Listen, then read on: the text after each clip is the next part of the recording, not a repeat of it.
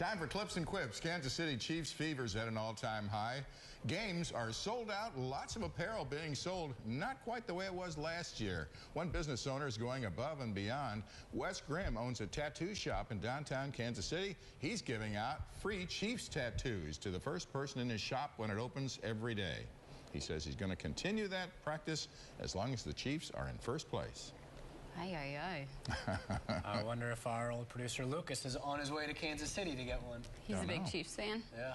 I wonder if he has a line, or if, you know, that's well, it opens at noon, so it could have a line. Oh, people it's are not awake like you then. have to get up at 7 in the morning or something. That's true. Yeah. Got time to think about it.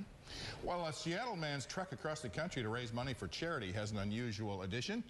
This is Steve Westcott and his goat, Leroy. They, too, are making their way through Missouri this week on their way to New York City.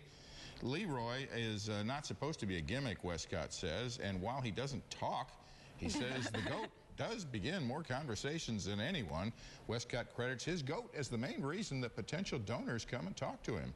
He hopes to raise $200,000 for an orphanage he and a friend operate in Nairobi. So there he is. You notice he lets the goat walk on the closest to traffic there. Yeah. Take the goat out first. And if he runs out of food, he has a backup. Oh my gosh, Zach. It's Kidding, kidding. It's just like you have a dog, though. You go to the park, and that's a conversation. Well, yeah, it's an easy way to make friends. Sure. So that Unless your dog is antisocial, like a certain one that's behind us right now. Well, yeah, that's true. I remember asking you before I had a dog if I could borrow Crosby to take him to the park to make friends. Yeah.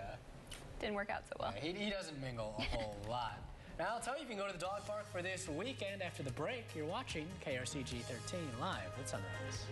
In Clips and Quips, Vice President Biden set out to call Marty Walsh with congratulations just minutes after his victory in the Boston mayoral race. But instead of reaching Walsh, he got a hold of someone else. When the 202 number came up, I answered the phone, and Vice President Biden, answering, "You son of a gun, you did it, Marty." And, I laughed, and I said, "Mr. Vice President, thank you, but you have the wrong Marty Walsh. You're looking for mayor-elect Marty Walsh." And he, showing what a great guy is as a Vice President, kept laughing and goes, "Well, I got a Marty Walsh in Boston." And he just, kept it going, and he laughed, and I told him it worked for Senator Kennedy. Republican. Walsh said the name mix-ups have been happening for years, and both laughed it off. I say, he seemed pretty unfazed by it. Yeah, it's happened so many times, I guess. But not by the vice president, I guess. Well, the race for city commissioner in Berrien County, Michigan, came down to the luck of the draw. Bill Smith and Nate Clements tied, and according to Michigan law, the way to settle a tie is to draw from a hat. So the two slips of paper went into this patriotic cap. One said elected, the other said not elected.